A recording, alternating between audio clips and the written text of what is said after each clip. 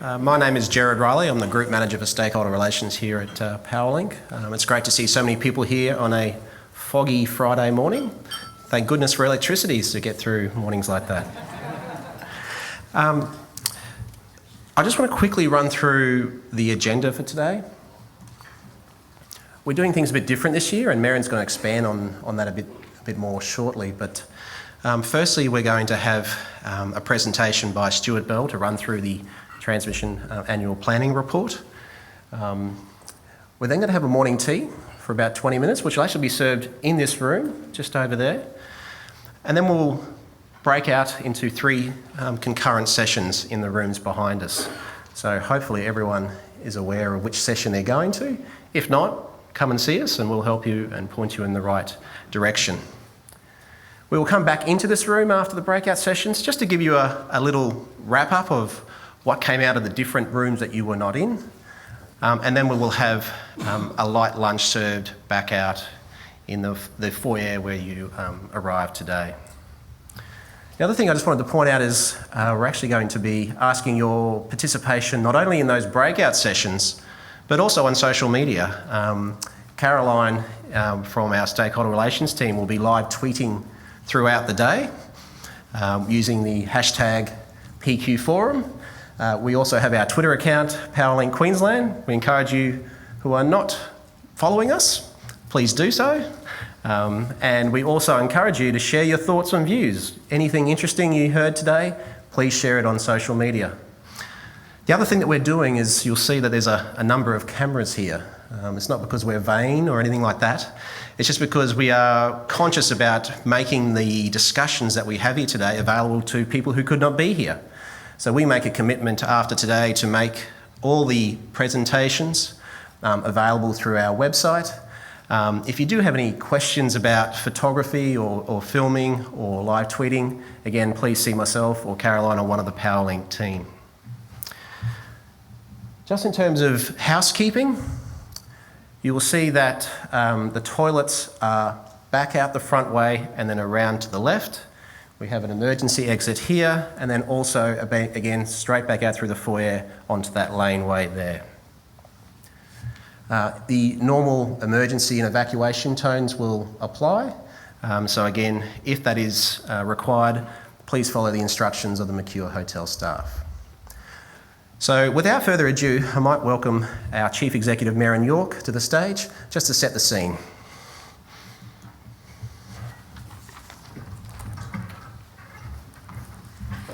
Thanks, Gerard, and thanks everyone. It's so great to see so many people here at our forum this morning, and also in being able to participate in our breakout sessions that we're going to be running straight after the TAPR forum.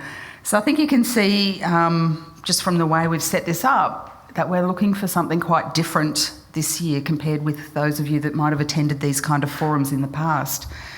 All of the people in this room are really our key stakeholders. And it's really important to us that we get some input from you guys today, because we really want to use that input to help us make better decisions in what we do in delivering electricity transmission services, so that they present value for all of you who are the stakeholders that actually use those services, either to further your businesses or for making sure that we've got life-sustaining electricity and that community service of electricity right throughout the state of Queensland. So I really encourage you to think a little bit differently, particularly if you've been to these sessions before.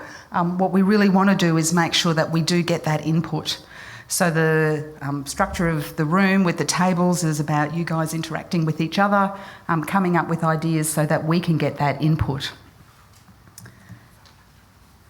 So why are we doing that? Well, it's really all about stakeholder engagement. At Powerlink, we're undergoing a transformation. We're aiming to be a transmission provider that provides valued services to our users of electricity services right throughout the state. And so the way in which we will test whether we do that is really by the input that you guys give us and the feedback that we get. So we're focused very much on greater transparency, on ensuring that we understand what's of value to you or what might be of value to you in the future. And we know that that might be different to what has happened in the past. So we're really looking for that shift, and we're looking for your input to help us make the transformation from a transmission business that's focused on reliable outcomes and delivering that from a technical point of view to one that's much more customer focused and making sure that we deliver things that you feel are value in terms of the transmission services that we provide. We've done a few things already in terms of stakeholder engagement.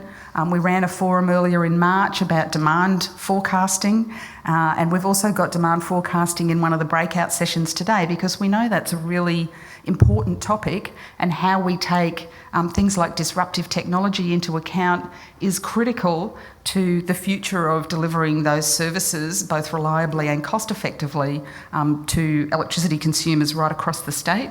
So we know that's still a very important thing, and one of the other things we've done this year is really increase our transparency, and Stuart's going to talk about how we've changed our demand forecasting process, the input that was provided to us and how we've taken that into account, but also how you can use that information for your own purposes and in your own businesses to make better decisions for yourselves as well. We've also established a customer and consumer panel. And we've had a first meeting of that panel, again, aimed at making sure that we get input from our key stakeholders so that we can make better decisions in our business that will ensure that we deliver valued outcomes. I think I've got one more slide. These are the 3 breakout sessions that we're having this afternoon, later this morning after morning tea. So I've mentioned the one on demand forecasting. The second one is about how the change in the usage of electricity transmission services across our network, how we're taking that into account in actually, planning and developing our network going forward.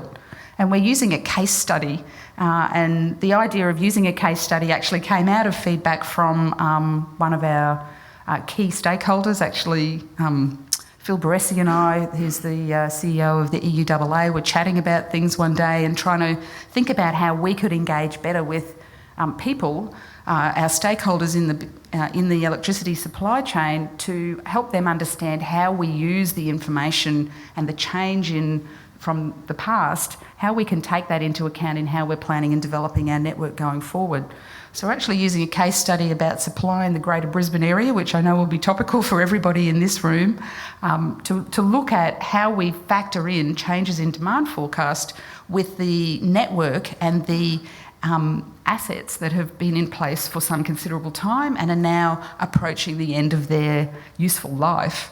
So how do we think about supply in the Greater Brisbane area and the ageing network that we have that is reaching the end of its technical capabilities, so that we can continue to supply in the Brisbane area, but also do that in a way which is cost effective but still reliable for everybody that lives in Brisbane. And the third one is specifically about our revenue reset process. So we are on a cycle to submit our revenue proposal to the AER in January 2016. Our new regulatory period starts in the middle of 2017. So this is the time where we need to get input so that we can take that input into account in the way in which we form up our revenue proposal to the AER. So this is exactly the right time to be able to get that input so that we can use that in the decision making that we have in the CapEx, OpEx and other elements of the revenue proposal. Just one final thing from me. We've got a number of the directors of Powerlink here today in the room. So if you have a chance to touch base with them during the course of this morning, I know they'll be more than happy to get any input directly that you might like to share with them. There's a couple of them down the front here. So if you do have a chance at morning tea, say hello. I'm sure they'll be happy to chat with you about where we're heading with Powerlink and the input that they provide to us as a business, again, to make sure that we deliver those valued services to consumers right across the state of Queensland. So I will now ask Stuart Bell, our Group Manager of Strategy and Planning, to come up and share with you the highlights of the Transmission Annual Planning Report, and then we've got some time set aside for Q&A at the end of Stuart's presentation. So if you could jot them down, you've all got pads on your table, so if you jot down any questions you have, we'll be back to answer those at the end of the session of Stuart's presentation. Thank you.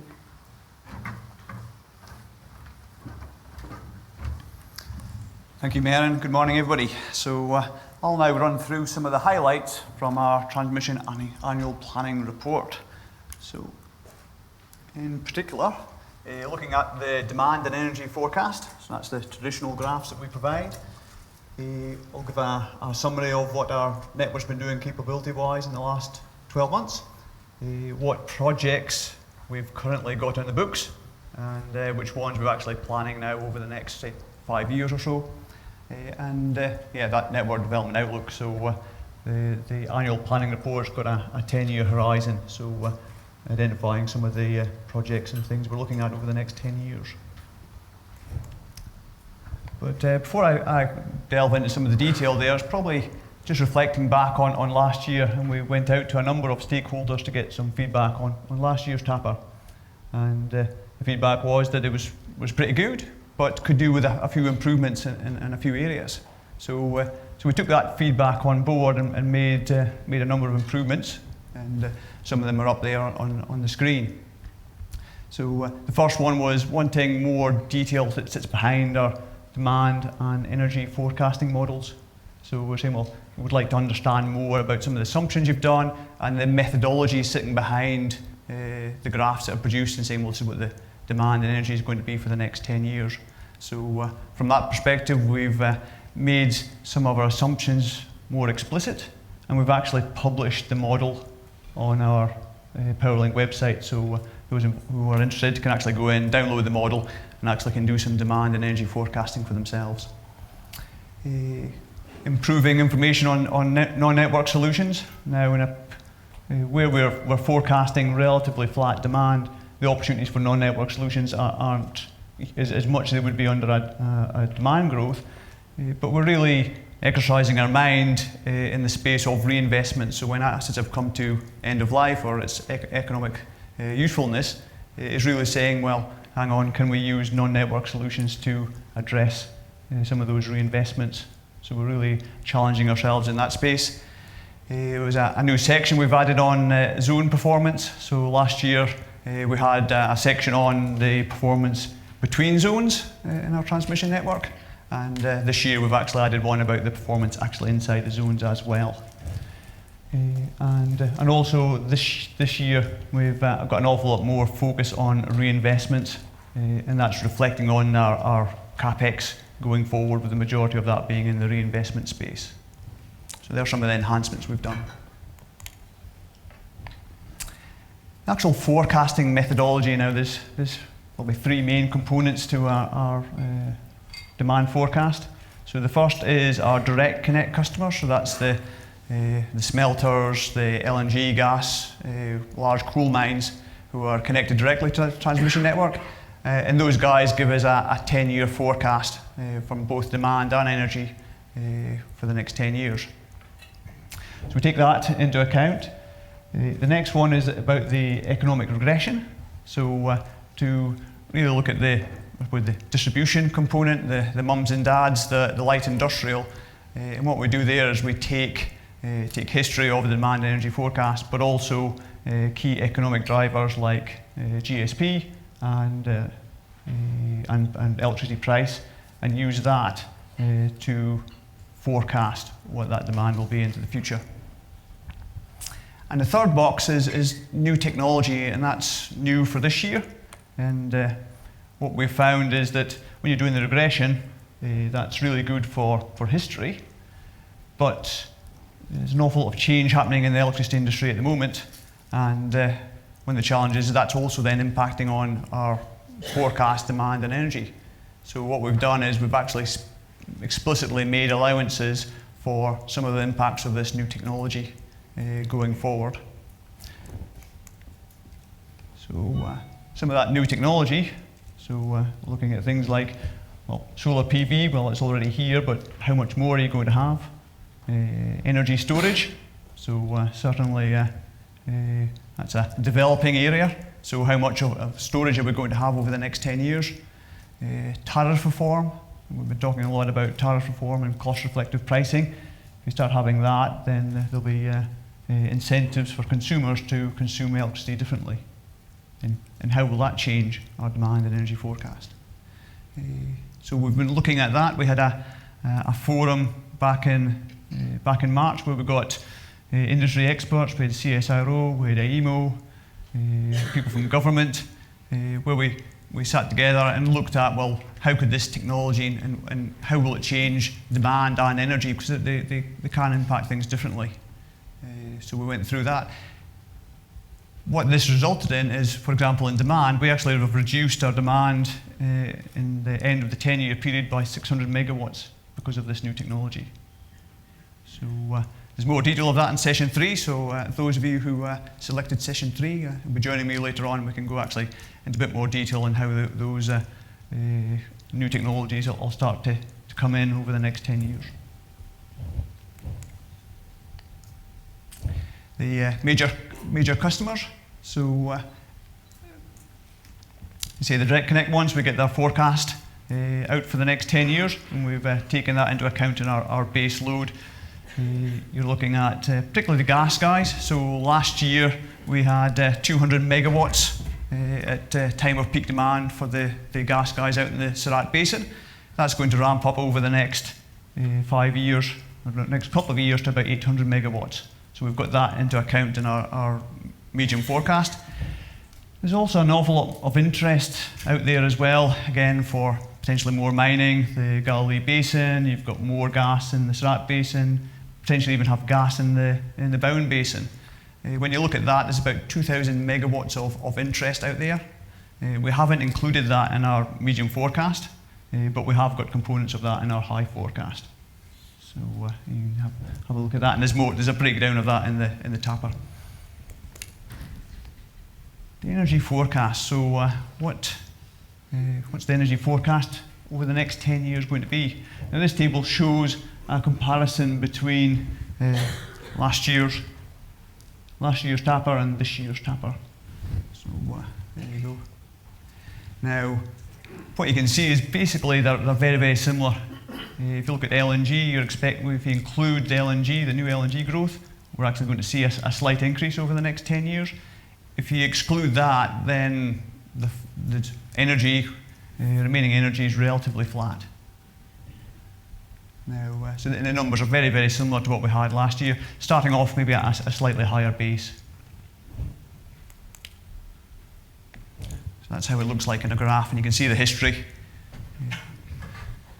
Going back over, so that's the history over the last 5 years, 10 years. The green one's last year's forecast, and the red line is this year's forecast. So what you can see is our forecast from last year was very similar to what we actually got across our network. And we're actually forecasting now slightly higher energy than what we did this time last year. The main drivers for that was just the enhancements we've done in our forecasting and with the new economic data that we're using as well.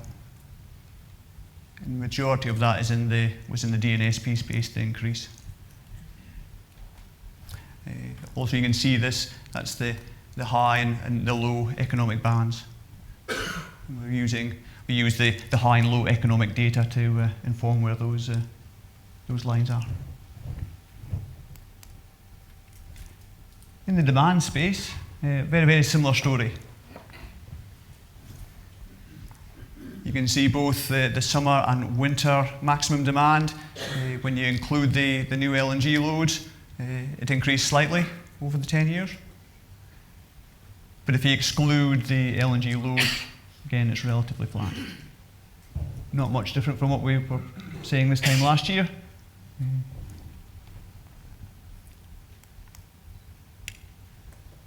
And that's it from in a graphical form. The squares there, that's the actual demand that we saw. So you can see that's the actuals. And the actual blue line there is the temperature corrected. So if you can cast your mind back 6 months, it was a very hot summer. And hence, we've actually then temperature corrected it down. So with the hot summer, we had about 350 megawatts above what we forecast. When you apply the temperature correction, it drops it down by about 240 megawatts. So our forecast wasn't too far away from the actual. And again, the forecast demand going forward is a little bit higher than what we had in the TAPR last year. Again, enhancements in the forecasting and the changing in the data. And again, you've got the low and high economic limits.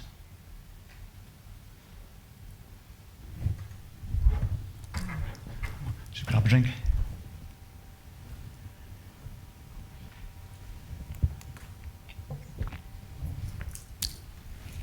So just looking at a comparison, so AEMO, they actually provide forecasts for energy and demand for all the states across the southeast of Australia. So here you go, so there's the history. This is looking at demand. That's Powerlink's forecast demand, and that's AEMO's forecast demand on a like-for-like basis. So the difference there is around about 1,000 megawatts. And when we talk to the AEMO experts and understanding why those differences, it's in the forecast for the LNG and also the assumptions made under new technologies. So I'll break down that in a table here. So you can see that was in Powerlink's forecast, that's what we've assumed. And when we talk to AEMO, that's their forecast and what they've assumed, the differences, and when you add that up, around about your 1,000 megawatts. Now there will be other more subtle differences in there for sure. So you can see AEMO's forecasting more in the LNG, so whether that's some of the stuff in Surat or in the Northern Bound Basin. Energy efficiency, so we've got a bit more there on the energy efficiency. So that's additional energy efficiency which is not in the regression. So as you say, the changes in appliances and building standards is driving greater and greater efficiencies. When you reflect on it, you say, well, there's an awful lot of air conditioners put into Queensland in the early 2000s. Over the next 10 years, they're all going to be replaced. And if they are replaced, what they're replaced will be an awful lot more efficient than what we had 10 years ago. So we see there's going to be a reduction because of that. Battery storage. Certainly a lot of excitement about battery storage and the Tesla announcement a couple of months ago. So we're factoring that and saying if that will reduce demand by about 185 megawatts. And similarly, the demand side management and tariff reform. So again, should that be put in place, then we'd expect to see a reduction in demand because of that. The challenge is that demand and energy forecasting has never been harder. There's so much change happening now and could happen going into the future. The traditional relationship between economic activity, population growth, and electricity consumption has changed. And then you say, well, what are this new disruptive technology coming along, and how much will we get? Now, a lot of that will be set by government policy, the price of the technology itself, and, I dare say, the technology offerings from suppliers. So that's why we've taken a different approach to the demand forecasting this year. We're making our assumptions explicit. Now, you may disagree that 185 megawatts for storage, you might say, well, that's far too much. Or you might have an opinion and say, well, no, there's going to be far more storage in 10 years' time and it's not enough. So, but at least you can see explicitly what we've assumed, and then you can then use your own assumptions, so then you can make your own informed decisions for your own investments going forward.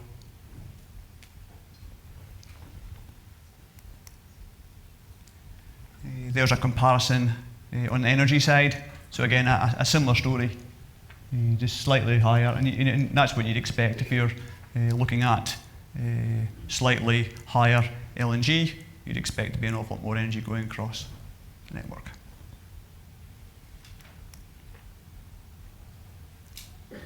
Looking at generation outlook, so just looking at what's happening, because from a transmission part, it's we're very interested about the demand side, but obviously we're very keen to understand where the generators are, because obviously we're a transport business, going from the centralised generation to the consumers.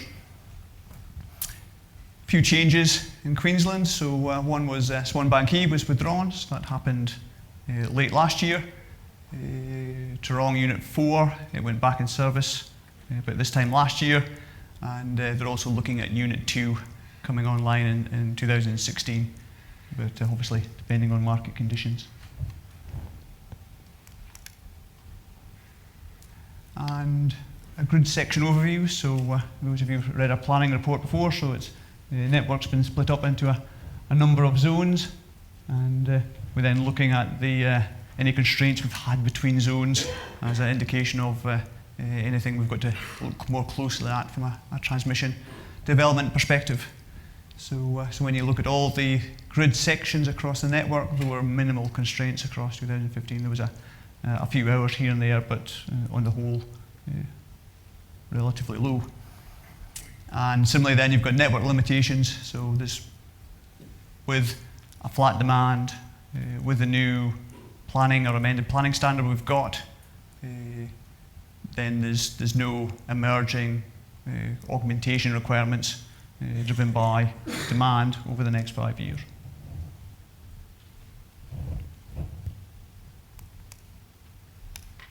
So I'm just going to talk a little bit about the amended planning standards. We had some feedback last year, and people saying, well, what does this really mean? So what I would say is, the standard came in at July last year, and it's about how we plan the network. It's not how we operate the network, but how we actually plan.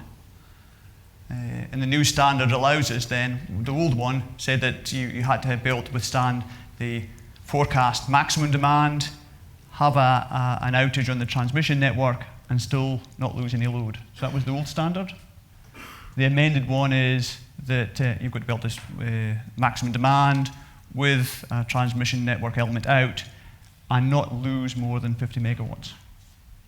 Okay, so that's how we plan the network. Now, in reality, having maximum demand on a network doesn't happen all the time. It's only for a few days in that hot summer that we have, where we get close to the maximum demand. So it's only so you're talking a few days, and similarly, you then have to have a transmission outage at the time of maximum demand. So there's lots of things have to happen in order to then say, well, yep, we wouldn't then lose no more than 50 megawatts. So whereas I think when we talked about last year, people think, oh, but hang on, is that how you're operating the network, and am I in the 50 megawatts which is going to be tripped off? So that's not how we operate the network. It's about how we're planning the network. And as you say, it's that 3 or 4 really hot days that we can then say, well, hang on, we can actually lose a little bit of load in the event that we have a transmission outage. But we'll continue to operate the network to maximise reliability to our consumers. And the amended planning standard was obviously brought in to try and find that balance between reliability and cost.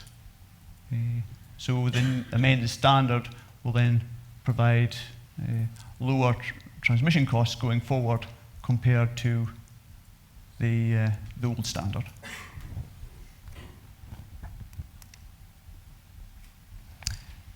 Moving on to some of the projects. So in the last 12 months, we've completed a number of projects. So the first 2 there are supporting the load out in the Surat Basin. And we had some reinvestments. So we had a line that we did a partial line replacement up in Collinsville, Proserpine, up close to the coast. And also the Gladstone substation replacement was completed as well. A couple other development projects we've got in progress. So we've got some cap banks. So we've got the last cap bank, which is due in later this year, and similarly some feeder bays. So that's supporting some voltage stability in those areas. and a number of customer connection projects going. So that's particularly, we've got one with Horizon to support the rail network, and we've got quite a lot of activity still in the Surat Basin, but most of those projects will come to end either later this year or early next year. Just want to reiterate those customer connections as well, so that if it's the connection specific for that customer, then the customer actually pays themselves for that part. So it's not a shared network, but that's their specific network, and they pay for that. So they pay for the upfront construction, but then they also pay for the ongoing operation and maintenance of that asset. So just want to make that very clear. Substation reinvestments. So this is where, those reinvestments is where a bulk of our activity is going to be over the next 5 to 10 years. And it's about assets which have come to the end of their technical or economic life. So assets typically last 40, 50 years. So when they're coming to that 40 and 50 year age, what do we actually do with them?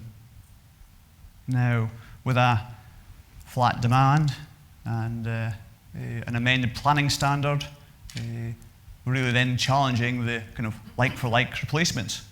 So whilst it was, it might have been built 40 years ago that particular way, the way that the network's changed, so you might have said, oh yes, it's 132 kV, now we've got the 275 kV network was put on top of it.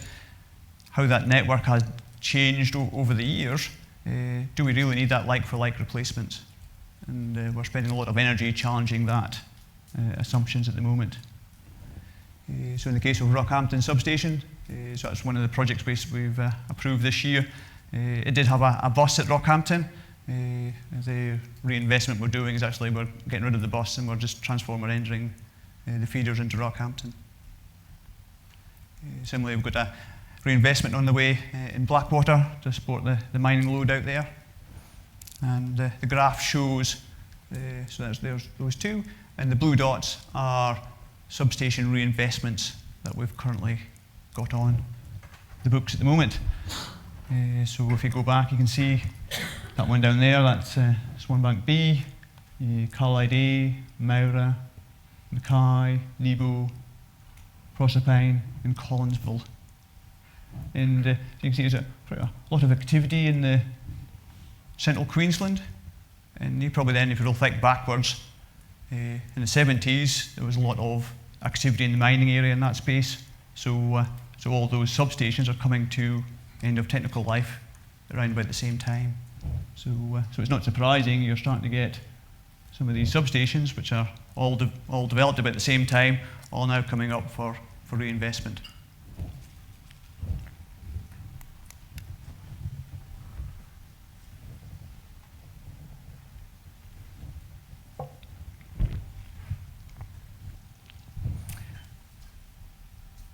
We've got a number of these line reinvestments coming up, and that's, I want to say in reinvestment terms, quite a large amount of our reinvestment will be in the transmission line space. What we've had, over recent years, we've had quite a few substation reinvestments. Substations typically last about 40 years. And now, transmission lines that last 50 years are now entering that phase of end of life. So what we can see over the next 5 and 10 years is quite a lot of activity in this line refit space. So we've got a project was committed last year in the Metro Brisbane area, and we're continuing with a couple others we've had in the north of the state. And over the next 5 years, we've got quite a few of them now starting to come through. And transformer reinvestments, so I can't forget about the transformers. So we've got a couple of them on the go at the moment, so Nebo and Moranbah. So they're going through that, so they'll be commissioned shortly. Also want to talk about the any regulatory investment tests, so the RIT-T, so regulatory investment tests for transmission. We had one of them close off at the end of last year. So ourselves with Transgrid did an investigation and say, well, were there market benefits of upgrading the Queensland to New South Wales interconnector? So was there any benefits in reinforcing the link between Queensland and New South Wales? So a lot of analysis done in that space, but what we found was that there was no clear winning solution under a variety of scenarios. So in some cases, the do nothing option was better than the do something option. Under different scenarios, though, then the do something was better than the do nothing, but there was no clear winner. So based on that, the conclusion was to not do anything at this point, but continue to monitor any significant market developments in that space, which then might change the market, and then we could then have another look at it. And currently, we've got no RIT consultations on the go at the moment. So the transmission network outlook. So as I mentioned, there's no emerging peak demand projects on the horizon in the next 5 years. Again, that's because of flat demand and the amended planning standard. The majority of our capex will be in the reinvestment space, but not necessarily like for like. So really then challenging that and saying, well, what do we need for fit for purpose to make sure that we maintain reliability and safety, but do so in the most cost-effective manner. As we're doing that, we're looking at a whole range of options as assets come to their end of life. So do we keep them going with a little bit more maintenance to say, well, hang on, do we need a bit more certainty before we make that investment? Can we life extend? So in the case of transmission lines, can we actually do some work on them and extend their lives, say for 10 or 15 years? Do we replace them? Are they fundamental to the transmission network? And then we say, yep, we can replace them, knowing that they'll be needed in the long term. Or do we need them at all? You say, as a way that the network's delivered, been developing over time, there are some pockets that you can say, well, hang on, are there decommissioning opportunities? You say that. So is there any network reconfiguration to achieve that?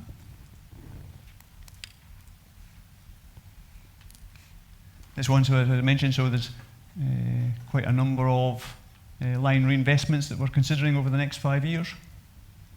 There's quite a list of them. So in the Townsville area, Collinsville, outside Pioneer Valley and Alligator Creek, there's quite a coastal part there, very corrosive environment, very challenging for steel transmission towers there.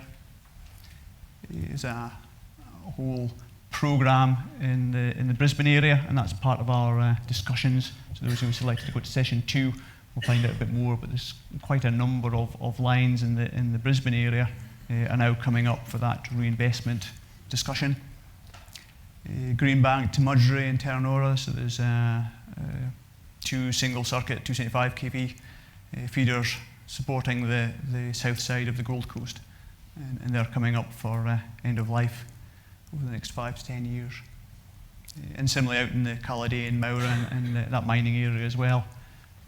So we're having a very close look at that, coupled with the potential mining growth we might have in that area to make sure that we can meet appropriate loads. But it's not all about lines, there is still some substations.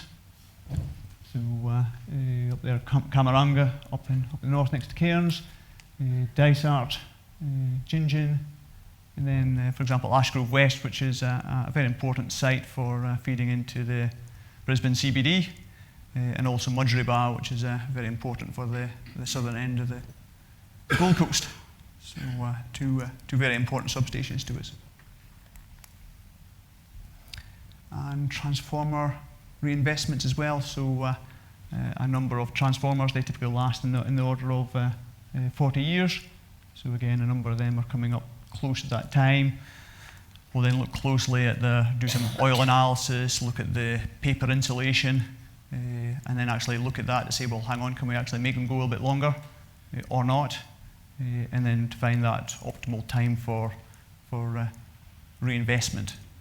And when we're doing that reinvestment is, well, what size do we need, given our forecast demand, and in what configuration. So, and this is where there's the potential then for some non-network opportunities. So now, majority of non-network opportunities come with demand growth. So when you've got incremental demand growth and you can do non-network solutions to defer some transmission investments, that's where they're ideally suited.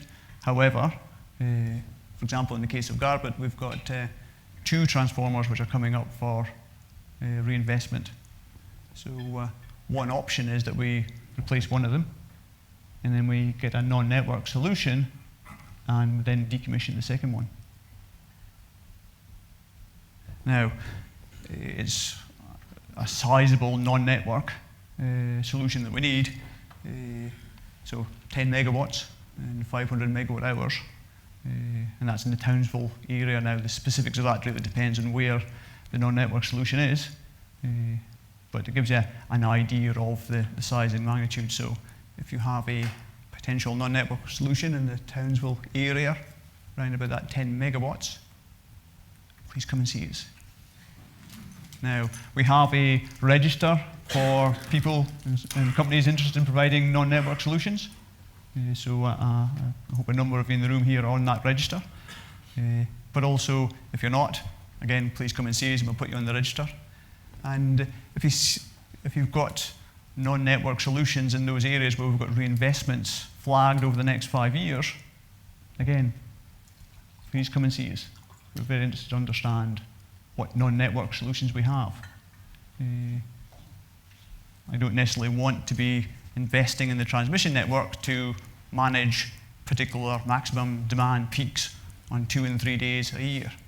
I'd much rather have a non-network solution which can do that, and we plan more our transmission network more for base load rather than for peaks.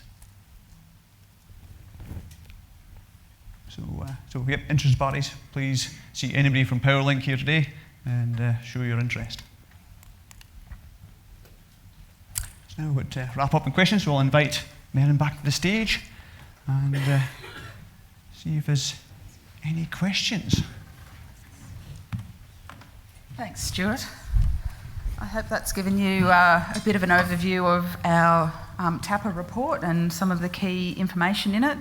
I guess from what we're trying to achieve with the TAPR, including this forum and the sessions that we're having after morning tea, is really to demonstrate that greater transparency for everybody, so particularly around the demand forecasting assumptions, so that everybody can have full information and use that in whatever way suits their business. Hopefully you've seen the shift that we're making in the way in which we think about our network going forward, driven really by a desire to deliver better value to everybody who's an electricity user. But of course, we can't forget about reliability of supply. Nobody wants a blackout, so we've got to be able to deliver that better value while still maintaining reliable services for all electricity users right across Queensland. So I'll just open the floor now to questions. We've got a couple of roving mics, so if you could put your hand up, state where you're from and ask your question, either Stuart or I will do our best to answer it. So I can see one straight away down the back there.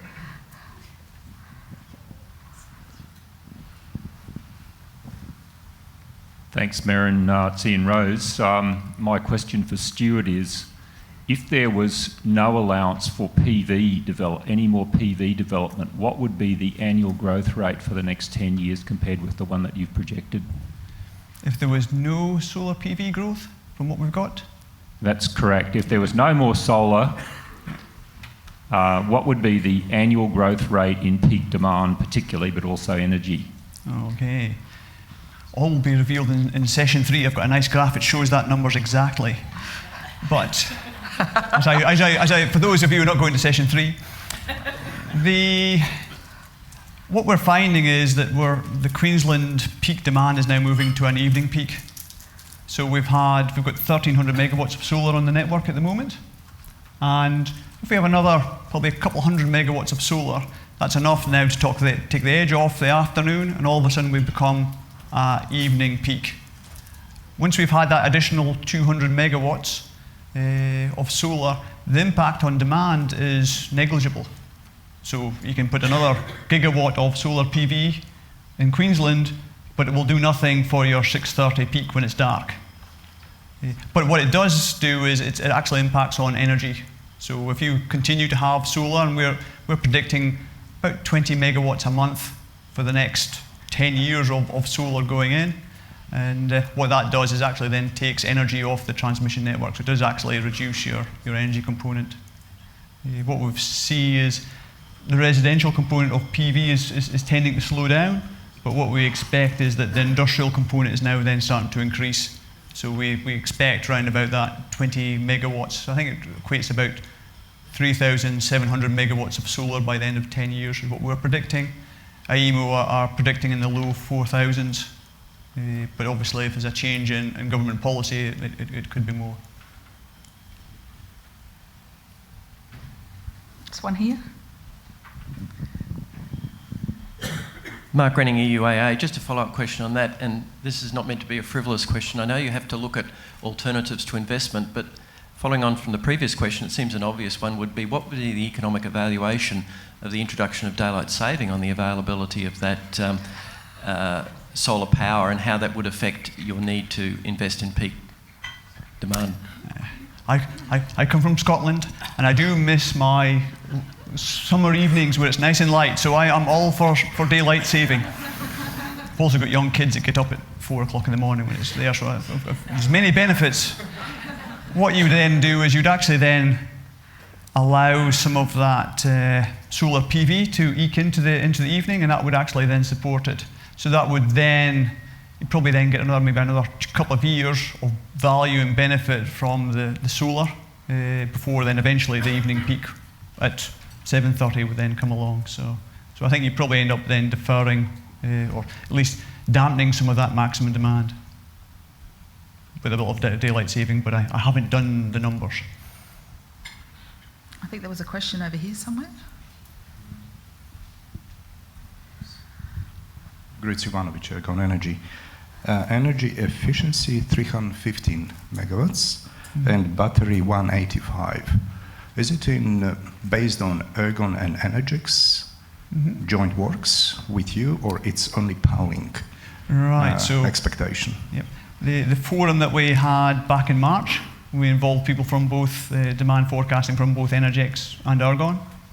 The actual efficiency, the reductions in demand energy for efficiency was taken from a couple of external reports, and they're actually then cited in the transmission annual planning report.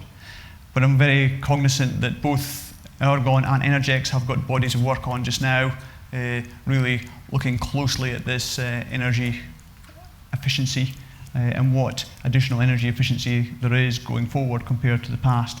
And we'll be working very closely once that reports are available to then take them into account as well. There's those emerging technologies is definitely an area where there's a lot of flux, and as we get better and more understanding, we'll be able to enhance our approach to it.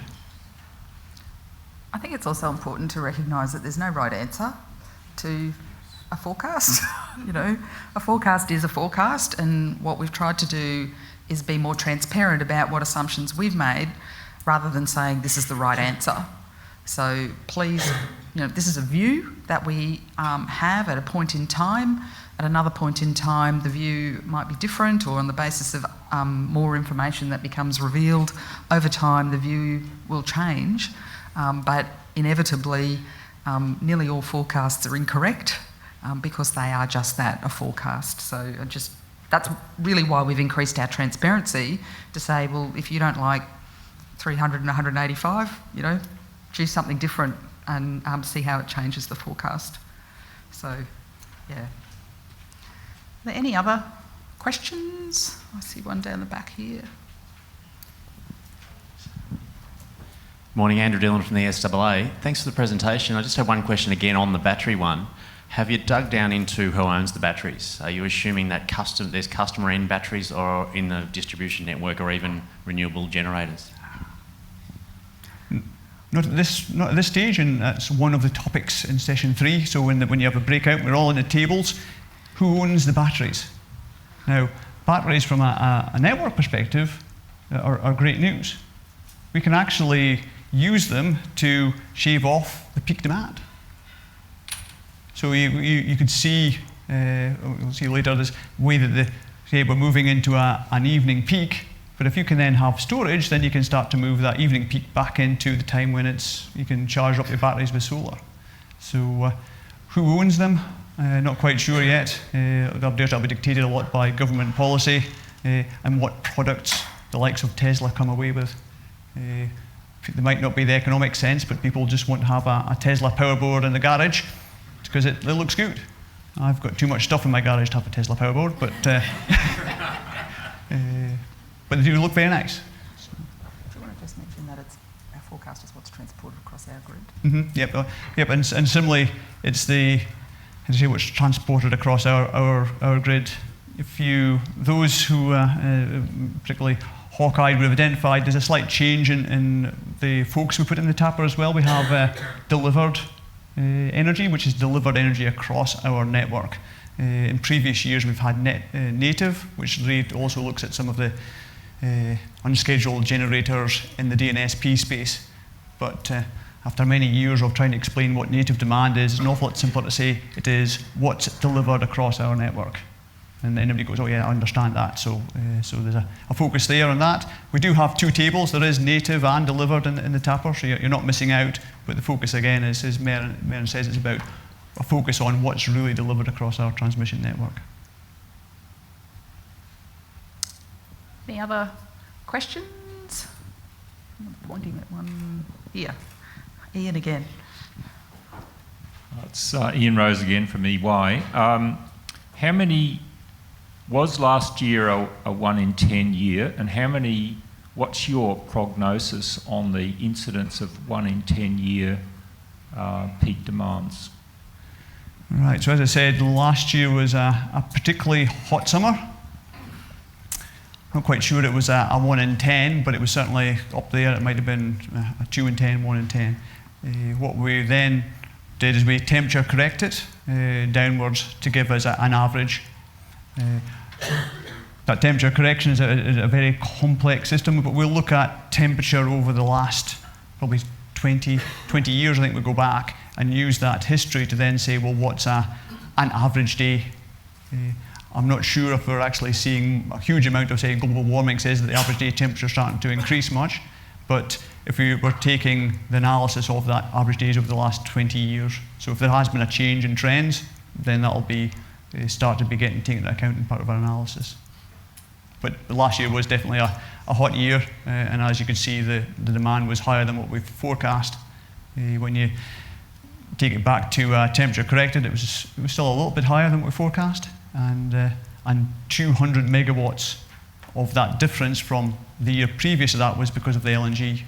So if you look and say, oh, in 2013-14, it was lower than 14-15. Well, 200 megawatts was solely because of the LNG.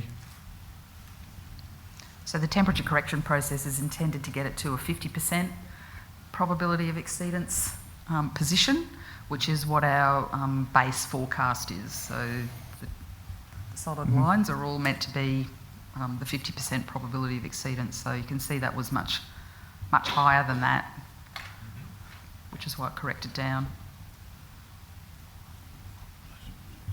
Final question from anyone? No? I'll hand back to Jared, who's going to go through the logistics of the next section. Thanks. Let me just say my thanks, Stuart and Maren, for their presentation this morning.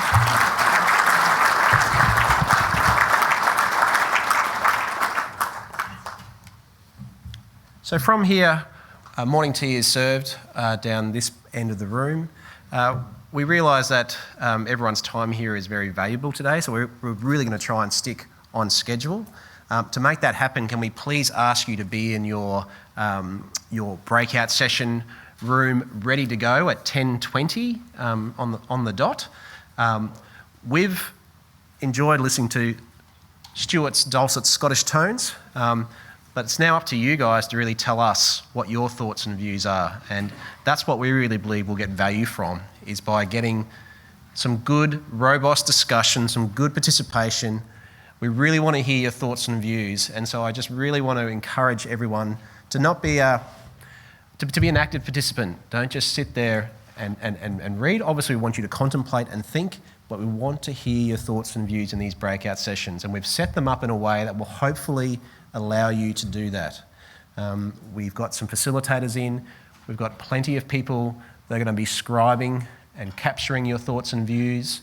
So please, let's enter these breakout sessions with a mindset of participation, about being proactive, but doing it in the right way, doing it in a way that adds value to the overall discussion. So again, we've got reset, or the AER revenue proposal is in our first breakout session, which is that door over there. It's a bit hard to see from this angle because it's sort of shut. So just behind there is the breakout session 1 for our AER revenue proposal. Directly behind me here is the door for breakout session 2, which is the discussion about our network optimisation, looking at our Greater Brisbane area. And the breakout session 3 is that room where you actually just walked in through this morning. So please have some morning tea, have a chat, get around, meet some new people. But again, by about 20 past 10, if we can have everyone in the breakout sessions ready to go, it'd be greatly appreciated. Thank you.